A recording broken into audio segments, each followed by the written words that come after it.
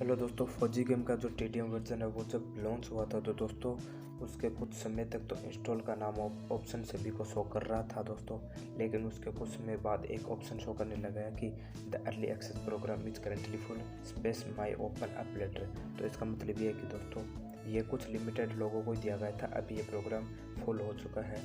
जो इसमें कोई जगह खाली होती है तो दोस्तों आप भी उसको बाद मिले डाउनलोड कर पाओगे। तो दोस्तों ये सेम टू सेम वैसे ही है जैसे इंडियन बैटल ग्राउंड में हुआ था, उसमें भी ऐसा ही नाम ऑप्शन शो कर रहा था, उसको एक्सेस नहीं कर पा रहे थे लोग। तो दोस्तों लेकिन कुछ समय के बाद उसको भी एक्सेस कर लिया गया था और उन्होंने सभी के लिए अलाउ कर दिया गया, तो अब सभी लोग उसको चला रहे हैं। तो दोस्तों ऐसा इसमें होने वाला है, आप भी कुछ समय के बाद इसको डाउनलोड कर पाओगे।